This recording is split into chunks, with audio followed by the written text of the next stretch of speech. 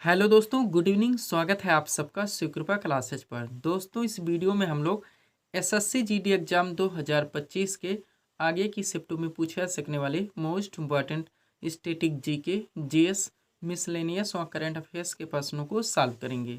दोस्तों, ये सारे क्वेश्चंस हमारे आपके एग्जाम में पूछे जा रहे प्रश्नों के सभी टॉपिक्स, प्रश्नों के लेवल व प्रश्नों के टेंस, इसके अलावा दोस्तों आपके प्रीवियस ईयर एग्जाम्स के प्रश्नों को पूरी तरह से एनालाइज करके बनाया गया एक मोस्ट इम्पॉर्टेंट वीडियो है।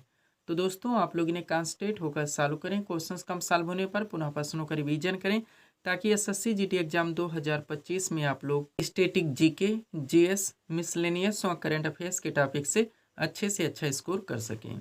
दोस्तों, ध्यान देंगे आप लोग, इस वीडियो में उन सभी टॉपिक्स को पूरी तरह से कंप्लीट करने का प्रयास किया जाएगा जो सभी टॉपिक्स आपके एग्जाम में स्टार्ट से लेकर लास्ट शिफ्ट तक ट्रेंड में रहते हैं और जिन सभी टॉपिक्स से आपके एग्जाम में स्टार्ट से लेकर लास्ट शिफ्ट तक क्वेश्चंस बनते रहते हैं। तो चलिए दोस्तों, ज़्यादा समय न लेते हुए हम लोग इन सभी मोस्ट इम्पॉर्टेंट प्रश्नों को सॉल्व करना शुरू करते हैं।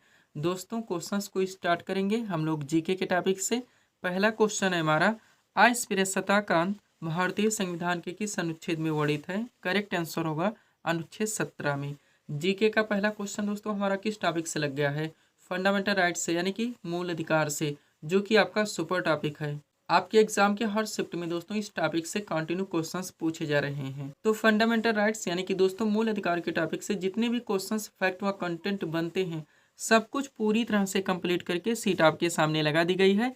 अगर इस सीट को आप लोग अच्छे से प्रिपेयर करके चलते हैं तो इस टॉपिक से रिलेटेड कोई भी क्वेश्चंस आपके एग्जाम में किसी भी फॉर्मेट, किसी भी ट्रेंड से पूछे जाते हैं, ना क्वेश्चन आपसे मिस होंगे और ना ही एग्जाम में आपको तुक्का लगाना पड़ेगा।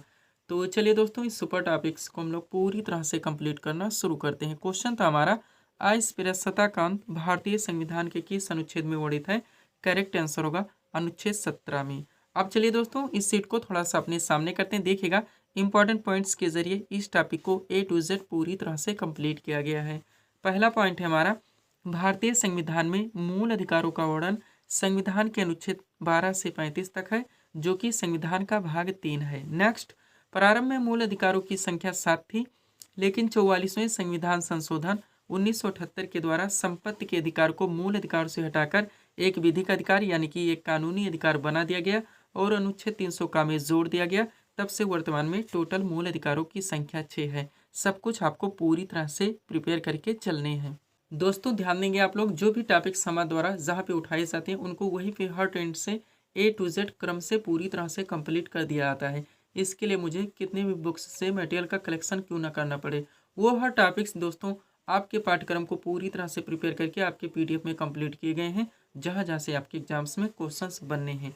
आगे बढ़ेंगे दोस्तों। अब सबसे पहले आप लोग उन 6 मूल अधिकारों को आर्टिकल के साथ पूरी तरह से कंप्लीट करेंगे, जहां से आपके एग्जाम में डायरेक्टली क्वेश्चंस पूछे जा रहे हैं। सबसे पहले दोस्तों आपका समानता का अधिकार, जिसका प्रावधान भारतीय संविधान के अनुच्छेद 14 से लेकर 18 तक है। दूसरा है दोस्तों आपका स्वतंत्रता का अधिकार, जिसका प्रावधान भारतीय संविधान के अनुच्छेद 19 से लेकर 22 तक है। तीसरा है दोस्तों आपका शोषण के विरुद्ध अधिकार, जिसका प्रावधान भारतीय संविधान के अनुच्छेद 23 से लेकर 24 तक है। चौथा आता है दोस्तों आपका धार्मिक स्वतंत्रता का अधिकार, जिसका प्रावधान भारतीय संविधान के अनुच्छेद 25 से लेकर 28 तक है। पांचवा है दोस्तों आपका संस्कृति एवं शिक्षा संबंधी अधिकार, जिसका प्रावधान भारतीय संविधान के अनुच्छेद 29 से लेकर 30 तक है। और छठा है दोस्तों आपका संवैधानिक उपचारों का अधिकार, जिसका प्रावधान भारतीय संविधान के अनुच्छेद 32 में है। सब कुछ पूरी तरह से आपको कंप्लीट करके चलने हैं। उम्मीद करते हैं दोस्तों वो सारे क्वेश्चंस के आंसर भी आप लोगों को क्रम से पूरी तरह से मिलने स्टार्ट हो गए होंगे, जो अब तक आपके एग्जाम्स में पूछे गए हैं। आगे बढ़ेंगे दोस्तों, चूंकि आपका सुपर टॉपिक है, हर आर्टिकल से दोस्तों यहाँ से आपके एग्जाम में क्वेश्चंस बनते हैं, तो इसको हम लोग क्रम से पूरी तरह से कंप्लीट करेंगे। देखिएगा, पहला पॉइंट है हमारा, विधि के समक्ष समानता का अधिकार संविधान के किस अनुच्छेद में है? करेक्ट आंसर होगा अनुच्छेद 14 में। नेक्स्ट, अनुच्छेद 15 का संबंध किससे है? दोस्तों ध्यान दीजिएगा, कभी कभी क्या होता है कि दोस्तों आपके क्वेश्चन में कॉन्सेप्ट दिए जाते हैं और आपके ऑप्शन यानी कि विकल्प में आर्टिकल दिए जाते हैं, आपको आंसर करने होते हैं, जैसे कि पॉइंट नंबर 1 है हमारा। लेकिन कभी कभी दोस्तों क्वेश्चन के ट्रेंड को चेंज कर दिया जाता है, आपके क्वेश्चन में डायरेक्ट आर्टिकल रख दिए जाते हैं और आपके ऑप्शन यानी कि विकल्प में कॉन्सेप्ट दे दिए जाते हैं, आपको आंसर करने होते हैं। हर ट्रेंड से दोस्तों आप लोग क्वेश्चंस को पूरी तरह से प्रिपेयर रखने का प्रयास करें। एक एक क्वेश्चन की कीमत आप लोग जानते हैं। चलिए शुरू करते हैं। अनुच्छेद 15 का संबंध किससे दोस्तों? तो इसमें धर्म, मूलवंश, जाति, लिंग और जन्म स्थान के प्रतिषेध का प्रावधान किया गया है। नेक्स्ट, अनुच्छेद 16 की बात की जाए तो इसमें लोक नियोजन के विषयों में अवसर की समानता का प्रावधान किया गया है। यह आप कह सकते हैं कि सरकारी पद प्राप्ति के समान अवसर का प्रावधान किया गया है। अनुच्छेद 17 की बात की जाए दोस्तों तो इसमें अस्पृश्यता के अंत का प्रावधान किया गया है। और अनुच्छेद 18 में दोस्तों उपाधियों के अंत का प्रावधान किया गया है। ध्यान रखेंगे आप लोग। ये क्वेश्चन दोस्तों, ये फैक्ट आपके एग्जाम में केवल एक बार पूछे ही नहीं जाएंगे, बल्कि कंटिन्यू आप देखेंगे दोस्तों, रिपीट भी होंगे। आगे बढ़ेंगे। अनुच्छेद 19 की बात की जाए दोस्तों तो इसमें विचार एवं अभिव्यक्ति की स्वतंत्रता का प्रावधान किया गया है। और अनुच्छेद 20 में दोस्तों अपराधों के लिए दोष सिद्धि के संबंध में संरक्षण का प्रावधान किया गया है। नेक्स्ट, अनुच्छेद 21 की बात की जाए तो इसमें प्राण और दैहिक स्वतंत्रता के संरक्षण का प्रावधान किया गया है। और अनुच्छेद 21 का में दोस्तों 6 से 14 वर्ष तक के सभी बच्चों को अनिवार्य और निःशुल्क शिक्षा का प्रावधान किया गया है। आगे बढ़ेंगे। अनुच्छेद 23 की बात की जाए तो इसमें मानव दुर्व्यापार एवं बलाश्रम का परिच्छेद किया गया है। वह अनुच्छेद 24 में दोस्तों कारखानों आदि में बालकों के नियोजन का परिच्छेद किया गया है। अनुच्छेद 29 की बात की जाए तो इसमें अल्पसंख्यक वर्गों के हितों के संरक्षण का प्रावधान किया गया है। और अनुच्छेद 32 में संवैधानिक उपचारों के अधिकारों का प्रावधान किया गया है। ध्यान रखेंगे आप लोग। आगे बढ़ेंगे दोस्तों, एक मोस्ट इंपॉर्टेंट नोट देखिए आप लोग, ताकि ये टॉपिक आपका पूरी तरह से कंप्लीट हो सके। ध्यान दीजिएगा दोस्तों। 44वें संवैधानिक संशोधन 1978 ने स्पष्ट किया कि राष्ट्रपति द्वारा राष्ट्रीय आपातकाल के दौरान अनुच्छेद 20 जिसमें प्रावधान किया गया अपराधों के लिए दोष सिद्धि के संबंध में संरक्षण, और अनुच्छेद 21 जिसमें प्रावधान किया गया है जीवन और व्यक्तिगत स्वतंत्रता की सुरक्षा को निलंबित नहीं किया सकता। डायरेक्टली दोस्तों आपके एग्जाम में क्वेश्चंस पूछे जाते हैं कि वो कौन कौन से दोस्तों हमारे आर्टिकल्स हैं या अनुच्छेद या हमारे अधिकार हैं जो कि दोस्तों आपातकाल के दौरान भी नष्ट नहीं होते, खत्म नहीं होते या समाप्त नहीं होते। तो दोस्तों आर्टिकल 20 और 21 है। ध्यान रखेंगे आप लोग। लास्ट पॉइंट है हमारा, भारतीय संविधान में वर्णित मूल अधिकार यूएसए के संविधान से लिया गया है। यहाँ तक आप लोग पूरी तरह से प्रिपेयर करके चलेंगे दोस्तों। पूरी तरह से आप ध्यान रखें, हमारे एक एक दोस्तों सेंटेंस से, एक एक फैक्ट से दोस्तों आपके एग्जाम में भर भर के क्वेश्चन पूछे जाते हैं दोस्तों। तो हर फैक्ट, हर कंटेंट को आप लोग पूरी तरह से प्रिपेयर रखने का प्रयास करें। सब्सक्राइब करें दोस्तों आप हमारी स्टडी चैनल शिव कृपा क्लासेज को इसी तरह के वीडियोस के लिए। आगे बढ़ेंगे दोस्तों, थोड़ा सा पीडीएफ के बारे में बात होगी, पुनः हम लोग अगले टॉपिक्स को पूरी तरह से कंप्लीट करेंगे। देखिएगा दोस्तों, एसएससी वाले एग्जाम्स में बात की जाए दोस्तों तो आपका एसएससी जीडी का पीडीएफ पूरी तरह से कंप्लीट है। ये पीडीएफ अभ्यर्थियों को दिया जा रहा है। रेलवे वाले एग्जाम्स में बात की जाए तो आरपीएफ कांस्टेबल और एनटीपीसी तथा ग्रुप डी का पीडीएफ भी पूरी तरह से कंप्लीट है। ये पीडीएफ भी दोस्तों अभ्यर्थियों को दिए जा रहे हैं। इसमें आपका पूरा दोस्तों साइंस का भी स्पेशल पीडीएफ ऐड किया गया है, यानी कि फिजिक्स, केमिस्ट्री, बायो का पूरा आपका दोस्तों स्टैटिक जीके यानी कि हिस्ट्री, पॉलिटी, ज्योग्राफी, इकोनॉमिक्स, पूरा आपका मिसलेनियस यानी विविध का भी पूरा टॉपिक कंप्लीट किया गया है। और पूरा दोस्तों आपका करंट अफेयर्स भी पूरी तरह से कंप्लीट किया गया है।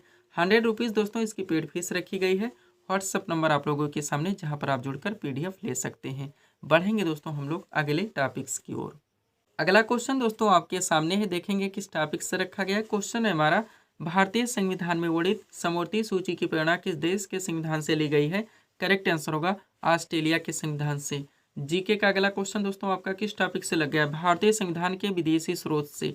आप लोग जानते हैं दोस्तों आपके एग्जाम में डायरेक्टली क्वेश्चन बनते हैं कि मूल अधिकार किस देश के संविधान से लिया गया, मूल कर्तव्य कहाँ से लिए गए हैं, संसदीय शासन पद्धति कहाँ से ली गई है, संविधान संशोधन प्रक्रिया कहाँ से ली गई, एकल नागरिकता कहाँ से ली गई। तो जितने भी हो सकते हैं सब कुछ पूरी तरह से कंप्लीट करके परफेक्ट सीट आपके सामने लगाई गई है। जब चाहे 2 मिनट में इस टॉपिक को आप लोग पूरी तरह से कंप्लीट कर सकते हैं।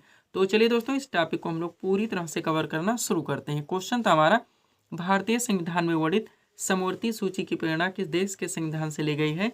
करेक्ट आंसर होगा ऑस्ट्रेलिया के संविधान से।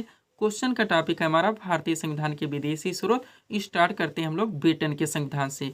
तो सबसे पहले दोस्तों इसमें संसदीय शासन पद्धति मोस्ट इंपॉर्टेंट, विधि का शासन, मंत्रिमंडलीय प्रणाली, एकल नागरिकता आपका सुपर रहेगा ही, द्विसदनीय प्रणाली, विधायी प्रक्रिया और संसदीय विशेषाधिकार व परमाधिकार लेख। इतने उपबंध प्रावधान दोस्तों ब्रिटेन के संविधान से ले गए। सब कुछ आप पूरी तरह से प्रिपेयर रखेंगे। यही वजह दोस्तों अपने वीडियोस में ऑप्शन नहीं लगाते, क्योंकि ऑप्शन से सारी चीज़ें आपकी एक साथ कभी कंप्लीट नहीं हो सकती, केवल कन्फ्यूजन क्रिएट होता है और टाइम टेकिंग हो जाता है। आगे बढ़ेंगे दोस्तों, अमेरिका के संविधान से देखेंगे कि हमारे देश के संविधान में क्या क्या लिया गया है। तो देश का विस्तार, न्यायिक पुनर्वलोकन मोस्ट इंपॉर्टेंट, न्यायपालिका की स्वतंत्रता, मूल अधिकार आपका सुपर रहेगा ही, उपराष्ट्रपति का पद, राष्ट्रपति पर महाभियोग और उच्चतम न्यायालय तथा उच्च न्यायालय के न्यायाधीशों के हटाए जाने को उपबंध। ये प्रावधान दोस्तों अमेरिका के संविधान से ले गए हैं। सब कुछ हर फैक्ट को आप लोग पूरी तरह से क्लियर रखेंगे। आगे बढ़िएगा दोस्तों, अगला हमारा है आयरलैंड के संविधान से देखेंगे कि हमारे देश के संविधान में क्या क्या ले गया है। तो नीति निदेशक तत्व यानी कि डीपीएसपी आपका मोस्ट इंपॉर्टेंट, राष्ट्रपति की निर्वाचन पद्धति तथा राज्यसभा में कुछ सदस्यों का नामांकन, ये प्रावधान आयरलैंड के संविधान से लिए गए, ध्यान रखेंगे। कनाडा के संविधान से देखेंगे तो सशक्त केंद्र के साथ संघीय व्यवस्था, राष्ट्रपति द्वारा राज्यपालों की नियुक्ति, उच्चतम न्यायालय का परामर्शी न्याय निर्णय और अवशिष्ट शक्तियों का केंद्र में निहित होना, ये प्रावधान कनाडा के संविधान से लिए गए हैं। ऑस्ट्रेलिया के संविधान से आप देखेंगे तो संसद के जो दोनों सदनों की संयुक्त बैठक कराई जाती है वो, इसके अलावा उद्देशिका की भाषा, व्यापार, वाणिज्य तथा समागम की स्वतंत्रता व समवर्ती सूची आपका सुपर रहेगा, ये प्रावधान या बंद दोस्तों ऑस्ट्रेलिया के संविधान से लिए गए हैं।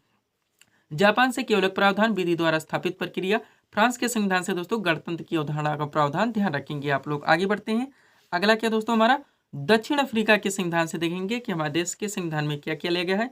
तो संविधान संशोधन की जो व्यवस्था रखी गई यानी कि आर्टिकल 368 तथा राज्यसभा के सदस्यों का निर्वाचन, ये प्रावधान दक्षिण अफ्रीका के संविधान से लिए गए हैं।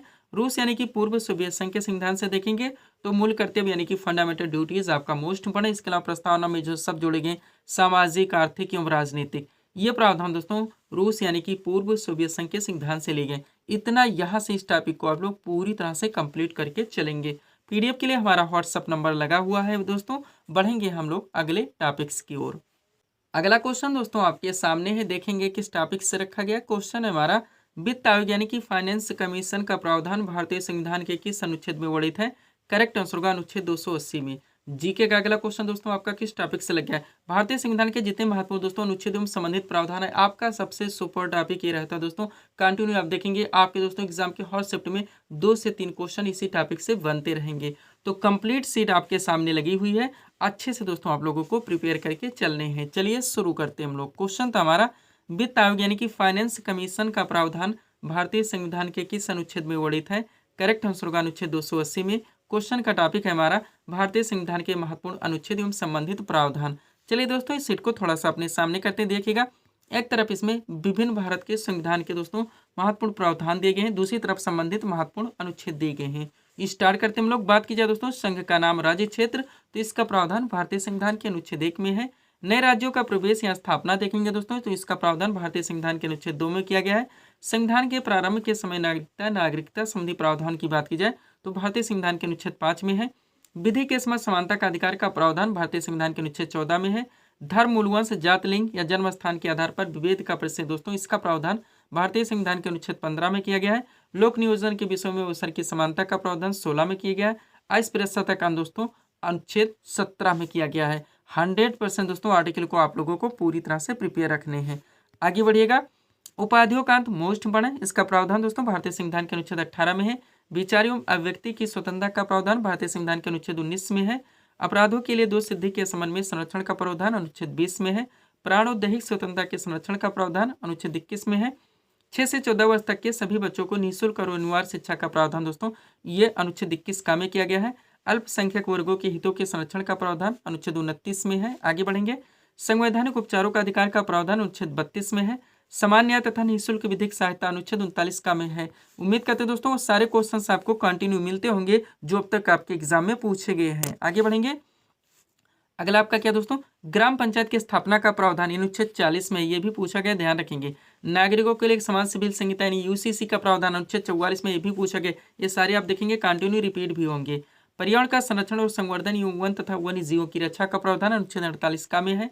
कार्यपालिका से न्यायपालिका की पृथककरण का प्रावधान अनुच्छेद 50 में है। अंतर्राष्ट्रीय शांति और सुरक्षा की वृद्धि का प्रावधान अनुच्छेद 51 में है। मूल कर्तव्य दोस्तों आपका 51 का में आता है। भारत का राष्ट्रपति दोस्तों अनुच्छेद 52 में आता है। राष्ट्रपति का निर्वाचन दोस्तों ये अनुच्छेद 54 में आता है, ध्यान रखेंगे आप लोग। आगे बढ़ते हैं। अगला क्या दोस्तों आपका, राष्ट्रपति के निर्वाचन की पद्धति जो दोस्तों एकल संक्रमणीय मत प्रणाली अपनाई जाती है, इसका प्रावधान भारतीय संविधान के अनुच्छेद 55 में है। उपराष्ट्रपति का दोस्तों निर्वाचन अनुच्छेद 66 में है। राष्ट्रपति द्वारा दोस्तों से क्षमादान की शक्ति प्राप्त है यानी पैराडांस की दोस्तों ये 72 में है। राष्ट्रपति को सहायता और सलाह देने के लिए जो मंत्रिपरिषद की व्यवस्था की गई अनुच्छेद 74 में है। भारत का महान्यायपति अटॉर्नी जनरल ऑफ इंडिया यानी कि भारत का प्रथम विधि अधिकारी, इसका प्रावधान अनुच्छेद 76 में है। संसद के गठन का प्रावधान अनुच्छेद 79 में किया गया। धन विधेयक की परिभाषा दोस्तों 110 में है। वार्षिक वित्तीय विवरण यानी बजट की बात हो रही दोस्तों तो अनुच्छेद 112 में वर्णित है, ध्यान रखेंगे आप लोग। आगे बढ़ेंगे। अगला आप क्या गया दोस्तों, सुप्रीम कोर्ट की स्थापना का प्रावधान दोस्तों भारतीय संविधान के अनुच्छेद 124 में। भारत का नियंत्रक एवं महालेखा परीक्षक का प्रावधान 148 में है। राज्यपाल की नियुक्ति का प्रावधान 155 में किया गया है। राज्य का महाधिवक्ता का प्रावधान 165 में किया गया है। उच्च न्यायालय के न्यायाधीश की नियुक्ति दोस्तों अनुच्छेद 217 में किया गया है। वित्त आयोग यानी फाइनेंस कमीशन का प्रावधान 280 में है। वित्तीय आपातकाल घोषित करने का प्रावधान 360 में किया गया है। और संसद को संविधान में संशोधन करने की शक्ति और प्रक्रिया का प्रावधान ये 368 में किया गया। यहाँ तक दोस्तों इस टॉपिक को यानी कि आर्टिकल को आप लोगों को पूरी तरह से कंप्लीट रखने हैं। पीडीएफ के लिए दोस्तों ये हमारा व्हाट्सअप नंबर लगा हुआ है। बढ़ेंगे दोस्तों हम लोग अगले टॉपिक्स की ओर। अगला क्वेश्चन दोस्तों आपके सामने है, देखेंगे किस टॉपिक से रखा गया। क्वेश्चन हमारा, जनगणना 2011 के अनुसार भारत का जनसंख्या घनत्व कितना है। करेक्ट आंसर होगा 382 व्यक्ति प्रति वर्ग किलोमीटर। जीके का अगला क्वेश्चन दोस्तों आपका किस टॉपिक से लग गया है। सेंसस 2011 यानी कि जनगणना 2011 आपका सुपर टॉपिक। कंटिन्यू दोस्तों आपके एग्जाम के हर शिफ्ट में 2 से 3 क्वेश्चन तक इस टॉपिक से पूछे जा रहे हैं। तो संसद 2011 यानी कि जनगणना 2011 से रिलेटेड जितने भी क्वेश्चंस फैक्ट व कंटेंट बनते हैं A to Z यानी कि बेसिक से लेकर सब कुछ पूरी तरह से कंप्लीट करके परफेक्ट सीट आपके सामने लगाई गई है। अच्छे से आप लोग प्रिपेयर करके चलते हैं तो दोस्तों जनगणना 2011 से रिलेटेड कोई भी क्वेश्चंस आपके एग्जाम में किसी भी ट्रेंड व फॉर्मेट में पूछे जाते हैं, ना क्वेश्चन आपसे मिस होंगे और ना ही एग्जाम में आपको तुक्का लगाना पड़ेगा। तो चलिए दोस्तों इस सुपर टॉपिक्स को हम लोग पूरी तरह से कंप्लीट करना शुरू करते हैं। वो हर टॉपिक्स दोस्तों आपके पाठ्यक्रम को पूरी तरह से प्रिपेयर करके आपके पीडीएफ में कंप्लीट किए गए हैं, जहाँ जहाँ से आपके एग्जाम्स में क्वेश्चंस बनने हैं। तो देखिएगा दोस्तों, क्वेश्चन था हमारा, जनगणना 2011 के अनुसार भारत का जनसंख्या घनत्व कितना है। करेक्ट आंसर होगा 382 व्यक्ति प्रति वर्ग किलोमीटर। अब चलिए दोस्तों इस सीट को थोड़ा सा अपने सामने करते हैं। देखिएगा इंपॉर्टेंट पॉइंट्स के जरिए इस टॉपिक को A to Z यानी कि बेसिक से लेकर सब कुछ पूरी तरह से कंप्लीट किया गया है। पहला पॉइंट है हमारा, भारत में जनगणना की शुरुआत 1872 में लॉर्ड मेयो के कार्यकाल में हुई थी। नेक्स्ट, भारत में नियमित जनगणना की शुरुआत 1881 में लॉर्ड रिपन के कार्यकाल में की गई थी। आगे बढ़ेंगे। स्वीडन दोस्तों 1749 में पहली बार आधुनिक विश्व में जनगणना कराने वाला देश है। और अमेरिका 1790 में 10 की जनगणना की शुरुआत कराने वाला देश है। अगला पॉइंट है आपका, स्वतंत्र भारत की पहली जनगणना 1951 में हुई थी। ध्यान रखेंगे आप लोग। आगे बढ़िएगा। पॉइंट है हमारा, 2011 की जनगणना भारत की 15वीं जनगणना और स्वतंत्र भारत की 7वीं जनगणना थी। नेक्स्ट, 2011 की जनगणना का आदर्श वाक्य तो हमारी जनगणना हमारा भविष्य था। नेक्स्ट, 2011 की जनगणना के समय जनगणना आयुक्त तो डॉक्टर सी चंद्रमौली थे। और 2011 की जनगणना की अनुमानित लागत 2200 करोड़ थी। पूरी तरह से हर फैक्ट को आप लोगों को प्रिपेयर रखने हैं। आगे बढ़िएगा। पॉइंट है आपका, 2001 से 2011 ईस्वी के बीच भारत की जनसंख्या की 10 की वृद्धि तो दोस्तों 17.7% रही। इस फैक्ट को रट के रखेंगे। नेक्स्ट, 1911 से 1921 ईस्वी के दौरान भारत में जनसंख्या की 10 की वृद्धि ऋणात्मक रही। कितना, -0.31%। और यह दोस्तों भारत की जनगणना के इतिहास में पहली बार हुआ, जिस कारण 1921 ईस्वी को महान विभाजक वर्ष यानी कि year of the great divide कहा जाता है। यहाँ तक आपकी बेसिक चीजें थी। अब चलिए दोस्तों, जनगणना 2011 से जो डाटा निकल के आया उसको हम लोग क्रम से पूरी तरह से कंप्लीट करेंगे। ध्यान देंगे। पहला पॉइंट है हमारा, 2011 की जनगणना के अनुसार भारत की कुल जनसंख्या तो 1,21,08,54,977 यानी 1 रूप में कहा जाए तो 121 करोड़ है, जो कि विश्व की कुल जनसंख्या का 17.5% है। नेक्स्ट पॉइंट देखेंगे। 2011 की जनगणना के अनुसार इसमें पुरुष जनसंख्या की बात की जाए तो 51.47% है। एवं महिला जनसंख्या की बात की जाए तो 48.53% है। ध्यान रखेंगे। नेक्स्ट, 2011 की जनगणना के अनुसार देश की कुल जनसंख्या में शहरी जनसंख्या दोस्तों तो 31.2%, जबकि ग्रामीण जनसंख्या की बात की जाए तो 68.8% है। ध्यान रखेंगे। आगे बढ़ेगा। पॉइंट है आपका, 2011 की जनगणना के अनुसार दोस्तों सर्वाधिक जनसंख्या वाला राज्य तो उत्तर प्रदेश एवं न्यूनतम जनसंख्या वाला राज्य वो सिक्किम में। ध्यान रखेंगे। अब केंद्र शासित प्रदेश में देखिए, जो भी डाटा उठाए जाएंगे सबसे पहले राज्य में देखेंगे, फिर केंद्र शासित प्रदेश में देखेंगे। पॉइंट है, 2011 की जनगणना के अनुसार सर्वाधिक जनसंख्या वाला केंद्र शासित प्रदेश वो दिल्ली है एवं न्यूनतम जनसंख्या वाला केंद्र शासित प्रदेश वो लक्षद्वीप है। पूरी तरह से हर फैक्ट को आप लोगों को कंप्लीट रखने हैं। आगे बढ़िएगा दोस्तों। अगला पॉइंट क्या है, 2011 की जनगणना के अनुसार सर्वाधिक 10 के जनसंख्या वृद्धि वाला राज्य तो मेघालय है। कितना, 27.95%। एवं न्यूनतम 10 के वृद्धि वाला राज्य वो नागालैंड है। कितना यहाँ का, -0.6%। अब यही चीजें आप लोग केंद्र शासित प्रदेश में देखिए। क्या दोस्तों, 2011 की जनगणना के साथ सर्वाधिक 10 की जनसंख्या वृद्धि वाला केंद्र शासित प्रदेश वो दादरा एवं नगर हवेली। कितना है, 55.9%। एवं न्यूनतम 10 की वृद्धि वाला केंद्र शासित प्रदेश वो लक्षद्वीप है। कितना का, 6.3%। आगे बढ़िएगा। अगला डाटा क्या कह रहा है दोस्तों, 2011 की जनगणना के अनुसार भारत का जनसंख्या घनत्व तो 382 व्यक्ति प्रति वर्ग किलोमीटर है, ध्यान रखेंगे। अब सबसे पहले राज्य में देखिए तो 2011 की जनगणना के अनुसार सर्वाधिक जनसंख्या घनत्व वाला राज्य जो बिहार है कितना 1106 एवं न्यूनतम जनसंख्या घनत्व वाला राज्य वो अरुणाचल प्रदेश है, कितना यहाँ का केवल 17। अब केंद्र शासित प्रदेश में देखिए तो 2011 की जनगणना के अनुसार सर्वाधिक जनसंख्या घनत्व वाला केंद्र शासित प्रदेश वो दिल्ली है, कितना 11,320 एवं न्यूनतम जनसंख्या घनत्व वाला केंद्र शासित प्रदेश वो अंडमान निकोबार द्वीप समूह है, कितना यहाँ का 46। पूरी तरह से आप ध्यान रखेंगे। आगे बढ़िएगा दोस्तों, अगला पॉइंट है हमारा 2011 की जनगणना के अनुसार भारत का लिंगानुपात तो 943 है, ध्यान रखेंगे। अब सबसे पहले राज्य में देखिए तो 2011 की जनगणना के अनुसार सर्वाधिक लिंगानुपात वाला राज्य वो केरल है, कितना 1184 एवं न्यूनतम लिंगानुपात वाला राज्य वो हरियाणा, कितना का 879। नेक्स्ट 2011 की जनगणना के अनुसार सर्वाधिक लिंगानुपात वाला केंद्र शासित प्रदेश वो पुदुचेरी, कितना 1037 एवं न्यूनतम लिंगानुपात वाला केंद्र शासित प्रदेश दमन व दीव, कितना है 618। पूरी तरह से आप प्रिपेयर रहेंगे। आगे बढ़िएगा, एक छोटा सा नोट लगा है, यानी यहाँ पे एक्सप्लेन किया जाएगा दोस्तों कि हम लोग क्या चीजें कवर करने वाले हैं। एक्सप्लेन भी दोस्तों पूछ लिया आता है। क्या कह रहा है, जन्म से लेकर 6 वर्ष की आयु तक प्रति 1000 बालकों की संख्या की तुलना में इसी आयु वर्ग में बालिकाओं की संख्या के अनुपात को शिशु लिंगानुपात कहते हैं। यानी आप लोग दोस्तों आप शिशु लिंगानुपात कंपेयर करेंगे। देखिएगा सबसे पहले भारत का शिशु लिंगानुपात 919 है। अब राज्य में देखिए तो 2011 की जनगणना के अनुसार सर्वाधिक शिशु लिंगानुपात वाला राज्य वो अरुणाचल प्रदेश है, कितना 972 एवं न्यूनतम शिशु लिंगानुपात वाला राज्य वो हरियाणा, कितना है 834। अब केंद्र शासित प्रदेश में देखिए तो 2011 की जनगणना के अनुसार सर्वाधिक शिशु लिंगानुपात वाला केंद्र शासित प्रदेश अंडमान निकोबार द्वीप समूह, कितना है 968 एवं न्यूनतम शिशु लिंगानुपात वाला केंद्र शासित प्रदेश वो दिल्ली, कितना है का 871। पूरी तरह से आपको कंप्लीट रखनी है। आगे बढ़िएगा, अगला नोट आपका क्या कह रहा है दोस्तों, 7 वर्ष और उससे अधिक का जो व्यक्ति किसी भाषा को समझ सकता हो और उसे लिख या पढ़ सकता हो वो साक्षर कहलाता है, यानी कि लिटरेसी आप लोग कंप्लीट करेंगे। सबसे पहले भारत की साक्षरता देखिए तो 2011 की जनगणना के अनुसार भारत की साक्षरता दर 74.04% है, इसको रट के रखेंगे। आप सबसे पहले राज्य में देखिए तो 2011 की जनगणना के अनुसार भारत का सर्वाधिक साक्षरता वाला राज्य वो केरल है 94% एवं न्यूनतम साक्षरता वाला राज्य जो बिहार है, कितना है 61.8% है। अब केंद्र शासित प्रदेश में देखिए तो 2011 की जनगणना के अनुसार सर्वाधिक साक्षरता वाला केंद्र शासित प्रदेश वो लक्षद्वीप है, कितना है 91.8% एवं न्यूनतम साक्षरता वाला केंद्र शासित प्रदेश वो दादरा एवं नगर हवेली, कितना है का 76.2%। आगे बढ़ेंगे, पॉइंट है दोस्तों 2011 की जनगणना के अनुसार सर्वाधिक ग्रामीण जनसंख्या वाला जो हिमाचल प्रदेश है, ध्यान रखिए 90% है एवं न्यूनतम ग्रामीण जनसंख्या वाला जो गोवा है, कितना है 37.8%। अब इसी को पलट भी दिया गया दोस्तों, यानी कि 2011 की जनगणना के अनुसार भारत का सर्वाधिक शहरी जनसंख्या वाला राज्य वो गोवा है 62.2% एवं न्यूनतम शहरी जनसंख्या वाला राज्य वो हिमाचल प्रदेश है, कितना यहाँ का केवल 10%। आगे बढ़ेंगे, अब यही चीजें दोस्तों आप लोग केंद्र शासित प्रदेश में कंप्लीट करेंगे। देखिएगा पॉइंट है आपका 2011 की जनगणना के अनुसार भारत का सर्वाधिक शहरी जनसंख्या वाला केंद्र शासित प्रदेश वो दिल्ली 97.5% एवं न्यूनतम शहरी जनसंख्या वाला केंद्र शासित प्रदेश वो अंडमान निकोबार द्वीप समूह, कितना का 37.7%। आगे बढ़िएगा, पॉइंट है 2011 की जनगणना के अनुसार भारत में अनुसूचित जाति यानी एससी की बात हो रही है कि कुल संख्या कितनी है 20.14 करोड़।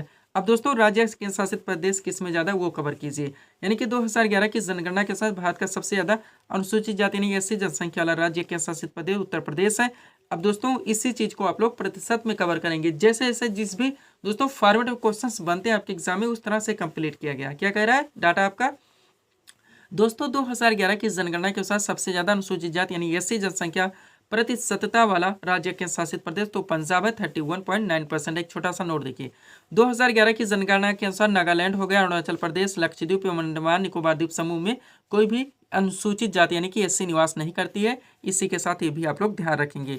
अगला फैक्ट क्या कह रहा है दोस्तों, 2011 की जनगणना के अनुसार देश में अनुसूचित जनजाति यानी एसटी की बात हो रही है, कुल संख्या पहले देख लीजिए तो 10.43 करोड़ है। अब किसमें ज्यादा है तो 2011 की जनगणना के अनुसार भारत का सबसे ज्यादा अनुसूचित जनजाति जनसंख्या वाला राज्य केंद्र शासित प्रदेश वो मध्य प्रदेश है। प्रतिशत में देखिए तो 2011 की जनगणना के अनुसार सबसे ज्यादा अनुसूचित जनजाति एसटी जनसंख्या प्रतिशतता वाला राज्य केंद्र शासित प्रदेश लक्षद्वीप है 94.8%। नोट देखिए 2011 की जनगणना के अनुसार आपका पंजाब, हरियाणा, दिल्ली, चंडीगढ़ और पुदुचेरी में कोई भी अनुसूचित जाति यानी एसटी निवास नहीं करती। यहाँ तक आप लोग दोस्तों संसद 2011 की जनगणना 2011 को कंप्लीट रखेंगे। थोड़ा सा डाटा आप 2021 की जनगणना को देख लीजिए, जो कि जनगणना अभी हो नहीं पाई, आप लोग जानते हैं, लेकिन संभावित है दोस्तों कि 2025 में जनगणना करा ली जाएगी। लेकिन जनगणना कभी भी होगी 2021 के नाम से ही जानी जाएगी। पहला फैक्ट, 2021 की जो जनगणना होगी वो भारत की 16वीं जनगणना, जिसके आयुक्त दोस्तों श्री विवेक जोशी हैं। 2021 की जनगणना का आदर्श जन भागीदारी से जन कल्याण रखा गया है और 2021 की जनगणना भारत में पहली बार डिस्ट्रिक्ट जनगणना कराई जाएगी। इसको भी आप लोग पूरी तरह से कंप्लीट रखेंगे। पीडीएफ के लिए दोस्तों ये हमारा व्हाट्सअप नंबर लगा हुआ है। बढ़ेंगे दोस्तों हम लोग अगले टॉपिक्स की ओर। अगला क्वेश्चन दोस्तों आपके सामने है, देखेंगे किस टॉपिक से रखा गया। क्वेश्चन है हमारा, त्रिस्तरीय पंचायती राज व्यवस्था का सुझाव किस समिति ने दिया। करेक्ट आंसर होगा बलवंत राय मेहता समिति ने। जीके का अगला क्वेश्चन दोस्तों आपका किस टॉपिक से लग गया। पंचायती राज व्यवस्था आपका सुपर टॉपिक कंटिन्यू दोस्तों आपके एग्जाम के हर शिफ्ट में यहाँ से भी क्वेश्चन देखने को मिलेंगे। परफेक्ट सीट आपके सामने लगाई गई है, अच्छे से आप लोगों को प्रिपेयर करके चलने हैं। चलिए शुरू करते हैं हम लोग। क्वेश्चन था हमारा, त्रिस्तरीय पंचायती राज व्यवस्था का सुझाव किस समिति ने दिया। करेक्ट आंसर होगा बलवंत राय मेहता समिति ने। आप चलिए दोस्तों इस सीट को थोड़ा सा अपने सामने करते हैं, देखिएगा इंपॉर्टेंट पॉइंट्स के जरिए इस टॉपिक को A to Z पूरी तरह से कंप्लीट किया गया है। पहला पॉइंट है आपका, पंचायती राज व्यवस्था भारत में स्थानीय स्वशासन का एक विकेंद्रीकृत रूप है। यह ग्रामीण समुदायों को सशक्त बनाने और जमीनी स्तर पर लोकतंत्र को बढ़ावा देने के लिए पेश की गई थी। ध्यान रखेंगे। अब आप जानते हैं पंचायती राज व्यवस्था के 3 स्तर होते हैं। तो पंचायती राज व्यवस्था में 3 स्तर होते हैं, ग्राम पंचायत, पंचायत समिति और जिला पंचायत। ध्यान रखेंगे आप लोग। आगे बढ़ते हैं दोस्तों। अगला पॉइंट आप लोग देखिएगा, यहाँ से दोस्तों मोस्ट और पॉइंट को पूरी तरह से कंप्लीट किया गया इस टॉपिक से रिलेटेड। चलिए शुरू करते हैं। पहला पॉइंट देखिएगा, भारत में प्रतिवर्ष 24 अप्रैल को राष्ट्रीय पंचायती राज दिवस मनाया जाता है। इस दिवस का मुख्य उद्देश्य स्थानीय शासन के महत्व के बारे में जागरूकता बढ़ाना है। नेक्स्ट, पंचायती राज व्यवस्था को 73वें संविधान संशोधन 1992 के द्वारा संवैधानिक दर्जा प्रदान किया गया था। अगला पॉइंट, पंचायती राज व्यवस्था सर्वप्रथम 2 अक्टूबर 1959 को राजस्थान के नागौर जिले से आरंभ हुई थी। त्रिस्तरीय पंचायती राज व्यवस्था का सुझाव बलवंत राय मेहता समिति ने दिया था। संविधान की 11वीं सूची में आता है। इसमें टोटल 29 कार्यों को शामिल किया गया और लॉर्ड रिपन को भारत में स्थानीय स्वशासन का जनक माना जाता है। ये भी आप लोग ध्यान रखेंगे। अब सबसे पहले आप लोग दोस्तों 4 क्वेश्चन को कंप्लीट कीजिए। पहला, ग्राम पंचायत की स्थापना का प्रावधान भारतीय संविधान के किस भाग में। तो भाग 4 में। हर ट्रेंड से दोस्तों A to Z complete question वहां से उठाया जाता है। जो भी टॉपिक दोस्तों हमारे द्वारा उठाए जाते हैं, ध्यान रखेंगे आप लोग, पूरी तरह से कवर कर लिया जाता है। अगला है, ग्राम पंचायत की स्थापना का प्रावधान भारतीय संविधान के किस अनुच्छेद में है। तो अनुच्छेद 40 में है। नेक्स्ट, बलवंत राय मेहता समिति का गठन कब किया गया था। 1957 में। पंचायती राज की सूची के अंतर्गत आता है, तो राज्य सूची का विषय, ये भी आप लोग ध्यान रखेंगे। अब पंचायती राज व्यवस्था से जुड़ी जितनी भी समितियां हैं A to Z आप कंप्लीट कीजिए। पॉइंट है हमारा, पंचायती राज व्यवस्था से जुड़ी महत्वपूर्ण समितियां। हनुमंत राव समिति दोस्तों इसी से रिलेटेड 1983 में गठित हुई। GBK राव समिति 1985 में गठित हुई। LM सिंघवी समिति 1986 में गठित हुई। क्वेश्चन पूछे जा रहे हैं, आप लोग जानते हैं। बलवंत राय मेहता समिति 1957 में गठित हुई। अशोक मेहता समिति 1977 में गठित हुई। थुंगन समिति दोस्तों 1989 में गठित हुई। ध्यान रखेंगे। थोड़े से क्वेश्चन और कंप्लीट कीजिए ताकि ये टॉपिक दोस्तों आपका अच्छे से कंप्लीट हो सके। देखिएगा पहला क्वेश्चन, ग्राम पंचायत की आय का मुख्य स्रोत क्या। तो मेला एवं बाजार कर। नेक्स्ट, पंचायती राज व्यवस्था प्रणाली दोस्तों किस पर आधारित है। सत्ता के विकेंद्रीकरण पर। कौन पंचायती राज संस्थाओं के निर्वाचन के लिए उत्तरदायी। राज्य निर्वाचन आयोग। और द्विस्तरीय पंचायती राज व्यवस्था का सुझाव किसने दिया था। अशोक मेहता समिति ने। यहाँ तक इसको भी आप लोग पूरी तरह से कंप्लीट रखेंगे। पीडीएफ के लिए हमारा व्हाट्सअप नंबर है। बढ़ेंगे दोस्तों हम लोग अगले टॉपिक्स की ओर। अगला क्वेश्चन दोस्तों हमारे सामने है, देखेंगे किस टॉपिक से रखा गया। क्वेश्चन हमारा, 71वीं मिस वर्ल्ड 2024 का खिताब किसने जीता। करेक्ट आंसर होगा क्रिस्टीना पिस्कोवा ने, जो कि चिगणा से आती हैं। क्वेश्चन हमारा किस टॉपिक से लग गया है दोस्तों, रिसेंटली करंट अफेयर्स से। और दोस्तों रिसेंटली करंट अफेयर्स के मोस्ट और क्वेश्चंस को कलेक्ट करके एक सीट आपके सामने लगाई गई है। एक एक क्वेश्चन आपके एग्जाम के लिए पूरी तरह से सफर हो सकते हैं। हर क्वेश्चंस को आप लोगों को अच्छे से सॉल्व करके चलने हैं। चलिए शुरू करते हैं हम लोग। क्वेश्चन था हमारा, 71वीं मिस वर्ल्ड 2024 का खिताब किसने जीता। करेक्ट आंसर होगा क्रिस्टीना पिस्कोवा ने, जो कि चेक गणराज्य से आती हैं। आप चलिए दोस्तों इस सीट को थोड़ा सा अपने सामने करते हैं। देखिएगा रिसेंटली करंट अफेयर्स के मोस्ट ऑफ क्वेश्चंस का कलेक्शन है हमारा। हर क्वेश्चंस को आप लोगों को अच्छे से प्रिपेयर करके चलने हैं। चलिए शुरू करते हैं हम लोग। पहला क्वेश्चन है हमारा, जून 2024 में लगातार दूसरी बार लोकसभा के अध्यक्ष के रूप में किसे चुना गया। करेक्ट आंसर होगा ओम बिरला को। नेक्स्ट, जून 2024 में किसे भारतीय सेना के अगले उप प्रमुख के रूप में नियुक्त किया गया है। तो NS राजा सुब्रह्मण्य को। नेक्स्ट, हाल ही में तेलंगाना स्थापना दिवस यानी कि तेलंगाना फाउंडेशन डे 2024 कब मनाया गया। 2 जून को। और जून 2024 में किसे तंबाकू नियंत्रण के लिए ब्रांड एम्बेसडर नियुक्त किया गया है। तो PV सिंधु को। अगला क्वेश्चन, भारत के लोकसभा चुनाव 2024 में कितने करोड़ लोगों ने मतदान देकर विश्व रिकॉर्ड बनाए। तो 64.2 करोड़ लोगों ने। ध्यान रखेंगे आप लोग। आगे बढ़िएगा। अगला क्वेश्चन हमारा, वर्ष 2024 में हैदराबाद को पूर्णतः किस राज्य की राजधानी बनाया गया? तो तेलंगाना की। नेक्स्ट, जून 2024 में किस देश ने अपनी पहली अंतरिक्ष एजेंसी कासा की स्थापना की है? तो दक्षिण कोरिया ने।